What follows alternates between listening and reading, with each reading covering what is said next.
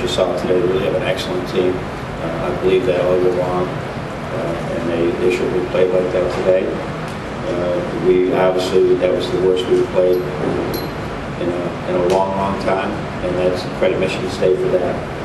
So the experience in their post play was big. They really took care of the ball. The offensive rebounding extremely well. There's so many things that we play poorly in. It's hard to put my finger on it, but Michigan State was excellent today. We'll take questions from Coach. Make sure you use the microphones, please. Coach, coming into this game, everybody was talking about how much offensive punch both teams had, but it seemed like in that first 5-7 minutes of the first half, Michigan State set the tone defensively in that pretty much. They were very good. We couldn't get anywhere where we wanted to get to, and when we did have open looks, we didn't make them. I said that before the game. We had to do that. So no, it was just the atmosphere.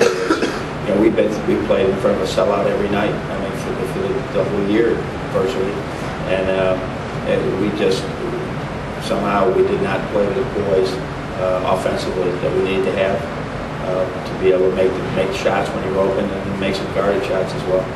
Coach, right in the middle, Michael. You watched a lot of Michigan State on film. Were they a lot better than what you had seen, or was this kind of what you thought you might see?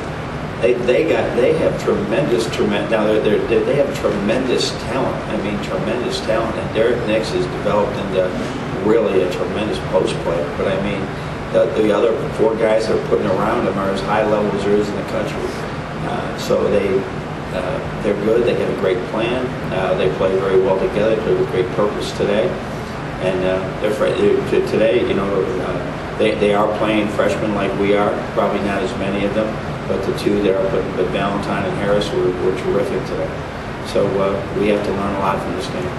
On your left, Rod.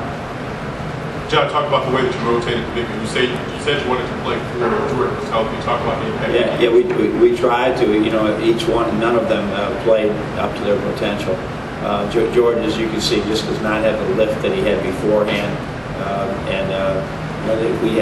we tried to put him in there. I don't know if it's to play them all. We had 16 turnovers. 8 of them came out of the post play, and virtually all those were runouts.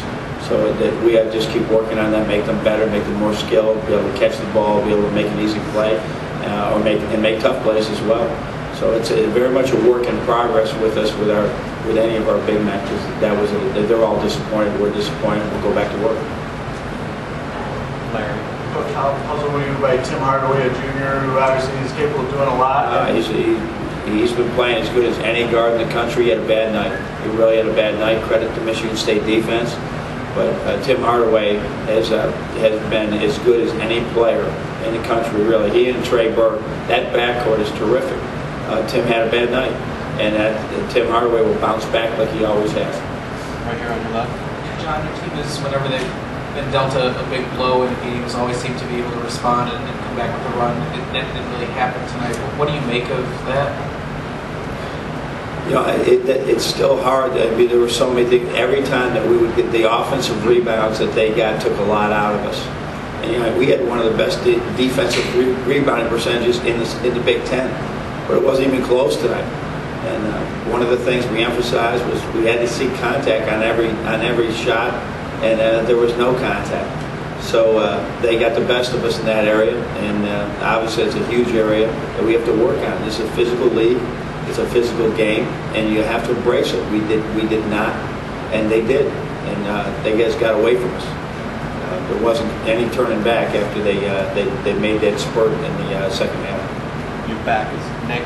John, obviously this was a humbling, embarrassing loss, whatever you want to call it. What's the ultimate lesson? What do you learn from this, or what do you tell these guys? Well, when we are going to practice tomorrow. Thursday is going to be our day off. I think that on any day, you have to. I'm not going to say we weren't ready to play. We were pretty pumped up in the locker room. That you're going to have days like this, and you got to learn that there's certain things in a basketball game you have to execute every time. I mean, you just have to do. And today was the blockout was huge.